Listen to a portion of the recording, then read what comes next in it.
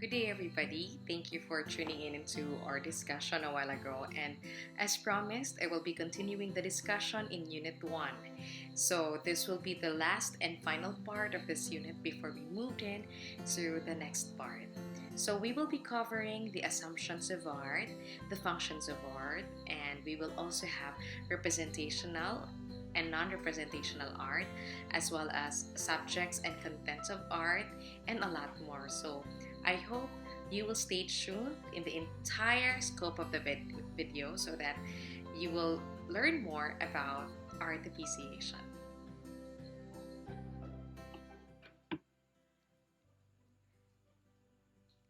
Hi there, welcome to our class. So, we will continue on with our discussion under Unit 1, the assumptions and nature of art. And as promised, we will discuss the content under assumptions and nature of art. Okay, so we already discussed last time the nature of art, but today we will go in depth into them. So, art is everywhere. Definitely, art is everywhere. The first notion of art is that art is everywhere. We may think that art is only limited in the four walls of the museum or art gallery or the exhibit, but the truth is, it's actually just around you. You look at what's in front of you. You look up to your ceiling. You look far, you look down, where else? You look to your sides, you look at your table and everything that's on your table. Technically, you see a lot of art, and I will explain why. It is not just found in paintings hung on the walls, the music that we listen to, or the plays that are staged, the teleseries or K-drama that we watch, because it's actually everywhere. Remember that anything that is created by man is considered art. That is why definitely you can see any art form or any work of art just around you. Now, the second nature of art is that art is used as an expression and at the same time, it's used as a mode of communication. Art is a means of expression that must be understood by everybody, everywhere. It grows out of the earth, the textures of life, and our experience. Art is the highest expression of the human spirit. Don't you agree with this? Art is expression. Remember that whenever someone or a human being or man would actually put his hands onto creating something, definitely he will create an art form because this is the product of his creative imagination and creative expression. And art is a form of communication. But you may ask why? Why is it a form of communication? Well, it's simple because remember, art is telling a story, and art definitely is actually knows how to send message. One example would be um, road signs. How do you know that you are not allowed to make a right turn or a U-turn? Or how do you know that you have to speed up or you have to stop? Definitely there are these road signs that would tell you that you are either asked to stop to put your car on hold, or you can speed it up, or you can prepare to actually stop. All these are forms of art that are telling people on what to do. So, art is a form of expression and at the same time, communication. Now, art provides man the venue to express. In expressing, man communicates. Man expresses himself through the arts. He expresses himself through different forms of art like singing, dancing, painting, writing a poem, taking beautiful photos, acting, and a lot more. Because art is human expression. Definitely. Art is human expression. Now, art is also considered a creation because man creates art. Art is created by man, It is just interchanged. It is created through his or her skills coupled with knowledge and practice. It is the result of man's virtuosity. Now, the work of art is, above all, the product of creation. So, art is a form of creation, and art is experience because art requires imagination. It requires creativity, and creativity requires experience, and experience comes from a person's life, and your life is expressed in your art. That is by Bruce Lee. Art as experience indicates some encounter with time that instills knowledge, skill, and an impression. In art, both the artist and the perceiver separately experience the creative process from two different points. So, definitely, we say that we need to experience art for us to be able to appreciate it. This is why in art appreciation, you will be asked to experience how to sing, how to dance, how to create a painting, how to take photos, because for you to be able to appreciate art forms or any forms of art forms, you have to know the method and the process of creating it because it has to be part of your experience. You may wonder why there are people who do not like this specific kind of art, and there are those who like another form of art. Remember, you have to consider their liking of an art form would depend on their experience. So for example, I am a classical singer, or I am a classical musician. Now, if you would let me listen to certain rock or pop music, I may not be able to appreciate it as much as I appreciate classical. Maybe because I have a different set of experience when it comes to the art, and my level of appreciation would matter on my level of experience. Okay? So I know I have discussed that in class, so I just had to go over it. Now, art and nature. Art is born of the observation and investigation of nature. That is by Cicero. Remember, art is not nature, and nature is not art. Why is it? Why is art and nature are defined in such a way? Because you have to remember that if art is man-made, therefore nature is God-made. So definitely art is not nature and nature is not art. The view is nature. In this example, we can see that the view is nature and it's not art, but the painting is an art. The painting is considered to be the art, but the subject is just nature. But it does not say that this painting is considered nature. For example, the painting is a painting of a landscape painted by Fernando Amorsolo. So Amorsolo is known for his works on rural Philippine landscapes. Human beings interpret nature through art. So what we see outside that is God made is definitely what we call nature. But when we make a replica out of it and we create and human beings recreate that work of nature, or that work, recreate nature using his own creation, using his hands, definitely that is a work of art. Now, art is beauty, and I know I have discussed this last time. So, art is beauty, the perpetual invention of detail, the choice of words, the exquisite care of execution. Beauty is one of the values and is considered to be the most important. The interaction among the elements of art, such as line, color, texture, sound, movement, and size, that gives pleasure to the senses, is referred to as the beauty of or the beauty in art. So, when we look at something that is what we consider as beautiful, there are elements that we consider, though we will not cover entirely all of these because we have a different unit for that. But remember, when we appreciate beauty, there are elements that we are looking at. And we know already that there are certain concepts of beauty that we have to put into consideration when we consider or when we put our consideration on what beauty is. Okay, now let's go to the functions of art. So, art has various functions. So we have personal functions, social functions, and physical functions. So let's go with personal functions. Now, personal function arts are vehicles of the artists' expressions of their feelings and ideas. So the arts also serve as means of expression for us or maybe for people, not only the performer. So you create art because you want, there is that personal function for you and there is that personal use for you. An artist may create out of a need of self-expression or gratification.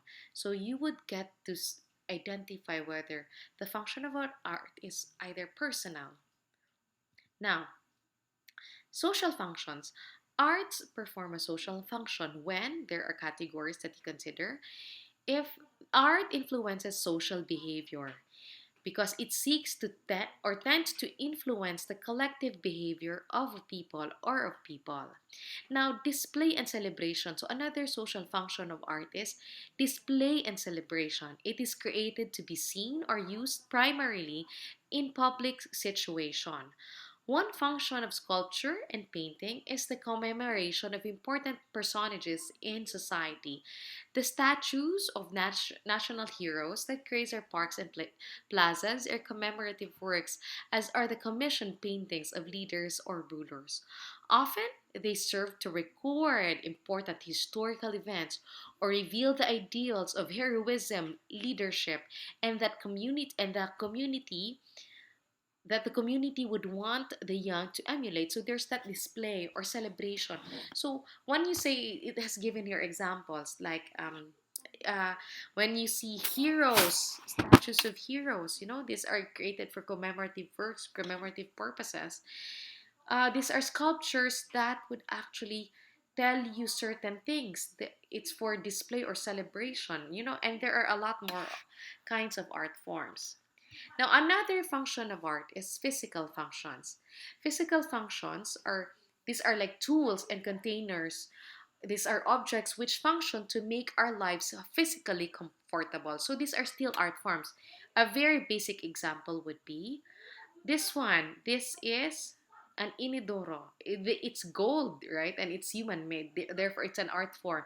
But it's not only for visual purposes, It's not for personal purposes, but it has a physical function apart from it does not have a social function, but it has a physical function. Okay, it makes, again, when the art is making our life comfortable, definitely it gives or it provides a physical function.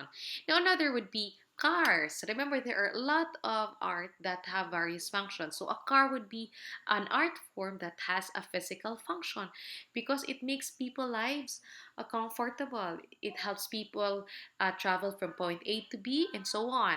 And how about this? These are buildings. Now, this is an art form because it is creating life even much easier and even more comfortable. Now, let's proceed to representational and non-representational art. So what are their differences? So a representational art or figurative art represents objects or events in the real world, but usually looking easily recognizable. In other words, it is the type of art that has subjects. So it you my typical subjects. We will get to know examples of this.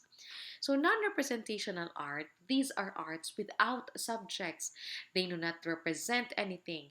They are what they are without reference to anything in the natural world. So, let me tell you further. So, architecture is the art where subject is less common.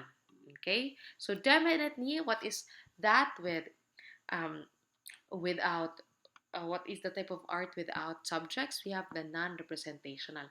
But if they have specific, they have recognizable subjects, definitely it's representational art. Now, architecture is an art where subject is less common, so definitely it is considered a non-representational art. But literature is the art where subject is the most common. So this falls under representational art because there is that specific, especially in literature, there is a subject in in it. So let's go into the kinds and sources of subjects. So we have here, but before we continue, let's consider the factors that affect the choice of subject. Yes, there are. Remember, when you are creating an artwork, it's not just purely of your own, or when you are creating any form of art, it's not just your own uh, personal function, your personal expression. It's not always like that because there are factors that affect your subject, that affect your work of art and the subject of your work of art. So we have one is medium. So for what are your materials? What are your art materials? Or do you use acrylic paint? Do you use pencil? Do you use ball pen? Do you use watercolor? Or maybe in productions, do you have this type of dresses? Do you have this, what will you use? Will you use your body in dancing, or will you use other materials? All these mediums would affect your choice of subject. So for example, you would like to create a portrait, but you do not have a charcoal. Remember, charcoal mediums are actually best for portraits, but you do not have a charcoal or charcoal medium. So what would be your option? Your another option would be, maybe I'll make a painting that is a landscape painting, because my materials are only watercolor or acrylic. So your subjects would change depending on your medium. Second is your time. Like, how much time do you have in creating such work of art? So if you are only given like 2 days to create an artwork, what kind of work would you be able to finish in 2 weeks? So definitely you would try to think of something really, really simple, really, really simple and easy, so that that could be finished in the time that you are asked to finish a certain artwork. And what else? The patronage. The patronage is what your patrons would like you to create as an art form. You know, there are artists that a lot of times their creativity is hampered through the because of the patronage, or the people who would like to commission their work, because patrons would have a say to what of kind work they want to have, they want to have from a certain artist. Like they would say, I want a painting that you create me a painting that is made of oil painting, and then I want a subject. So that definitely may say ang patron. So that will affect the subject that the artist would like to originally, or what the artist has originally conceived. So another is the personal preference. So what is your personal preference, or what is the artist's personal preference? Like, would the artist prefer a certain brighter shade of violet or purple, or a darker shade of blue? But your instruction was just a light shade of blue, but there is that preference coming from the artist that you would like to, you would like to change. So definitely the subject would be affected and it will change.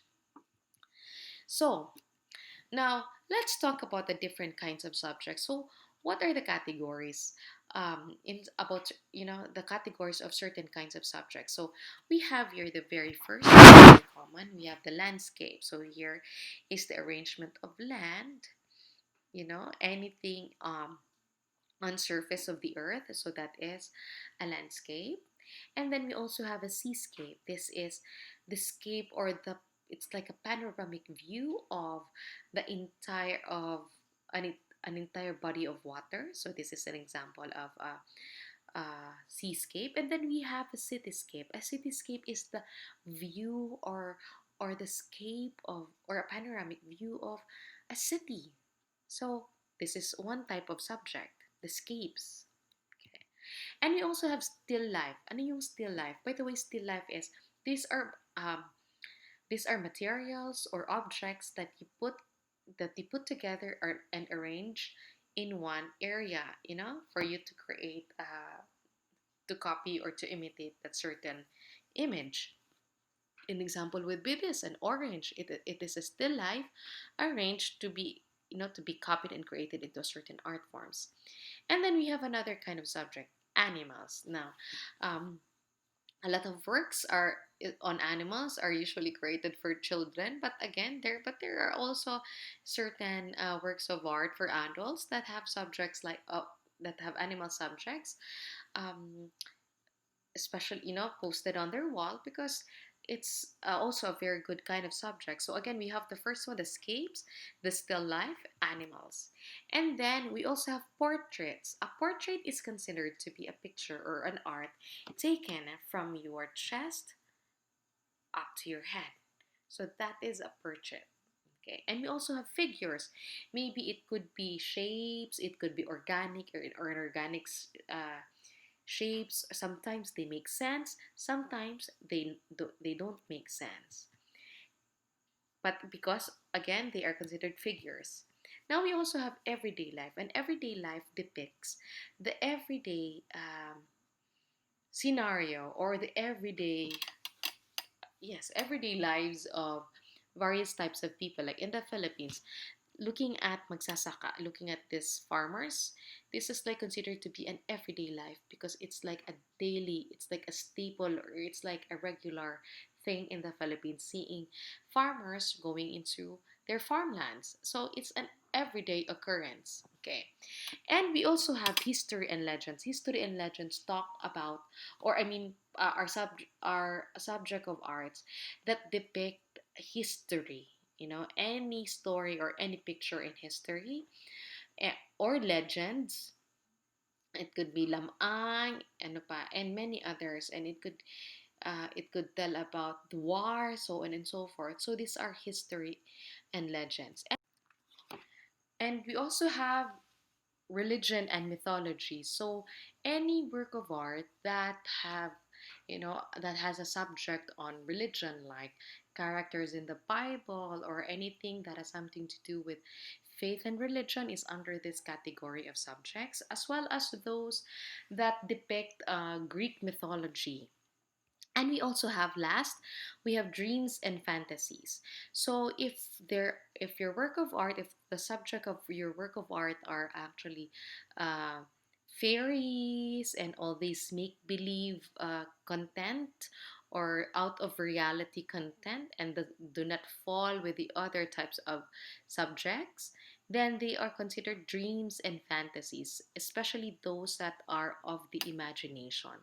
So let's review the different kinds of subjects. So we have the first one, landscapes or scapes. We have seascapes and cityscapes. We also have still life, animals, portraits and figures, then everyday life, history and legends, religion and mythology, and dreams and fantasies.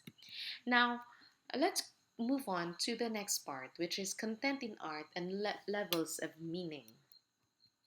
So, a subject may have different levels of meaning. So, we have a factual meaning and the conventional meaning. So, a factual meaning, this is something that is easily recognized, or the literal statement of the work. So, for example, what you see in this image is a painting of a dove. A dove is an animal. The actual meaning is it is an animal. Now, another level of meaning is we have another meaning is conventional meaning. This is the special meaning that an object or color has for a certain group of people, or for the certain image. So, for example, a dove, um, it's literal. The factual meaning of this image. This is a literal dove, but it could represent peace, the Holy Spirit. It could also represent, like, yes, peace. That's one example as well.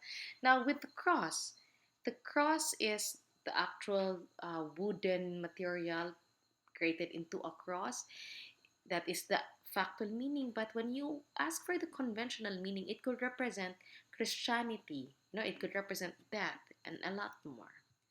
So, um, these are the topics that we have covered, especially for this specific content. This is in Unit 1. And by the way, con- this content, or content in art and levels of meaning, this is the last part of Unit 1.